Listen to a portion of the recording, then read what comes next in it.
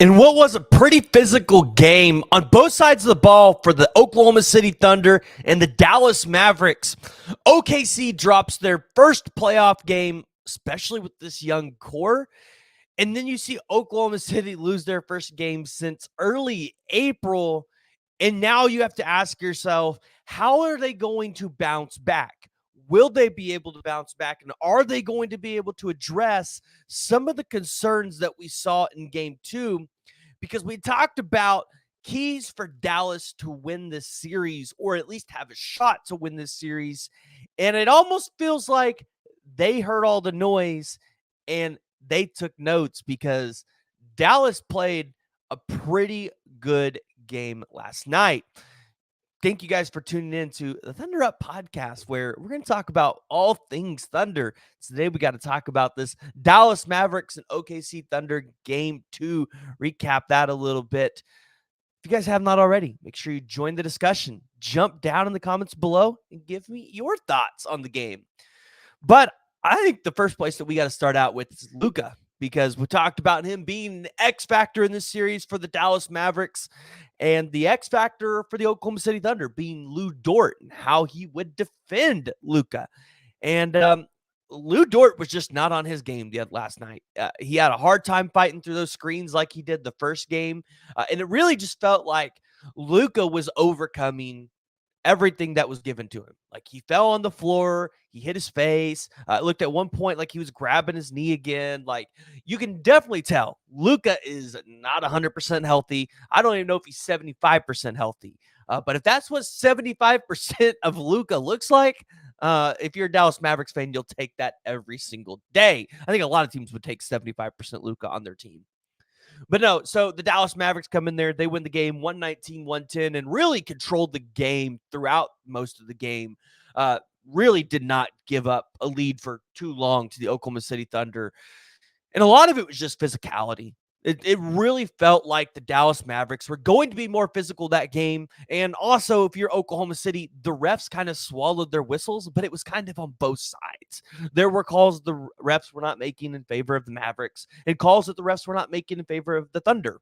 And I think it was pretty evident that when Dallas realized what was going on with the refs calling the calls, they adjusted pretty quickly. And I don't think the Thunder really adjusted at all in that game. And I think that just comes from having a really young team and an inexperienced team. I think they will figure that out as their playoff careers continue to expand, right? When the refs swallow the whistles and they're not making those calls that you're getting in the regular season, or maybe that you were getting in the early rounds, you have to adjust and you have to play to that game that the refs are calling. And so you saw PJ Washington last night. That dude just balled out for Oklahoma City. And I don't know if you're Oklahoma City, what the answer is going to be to this. But we talked about corner threes going to be a problem for Oklahoma City if they weren't going to defend those as well as they have all season. Like, they have not defended the three ball in the corner very well at all. And Dallas is a team that likes to shoot those corner threes, specifically PJ Washington, where he went 7 of 11 last night, 11 of 18 from the field. He had 9 defensive rebounds, 11 rebounds total, 2 steals, 1 block, 4 assists, 29 points. He was +9 in that category. Oklahoma City's got to find an answer to this. This is not something that you can allow to happen throughout the series. I don't know how you adjust your defense to make sure that you're staying closer to those corners so that you can close out a little bit faster.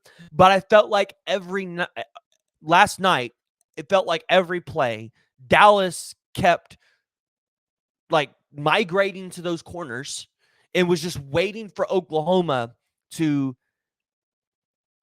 I don't know, like just kind of lay off for just a couple minutes, like a couple seconds. Right. And then that ball would end up in the corner. And Dallas was taking the three. They missed quite a few of them. But if you got one player going 7 of 11 from 3, it's going to be pretty hard to win a game like that.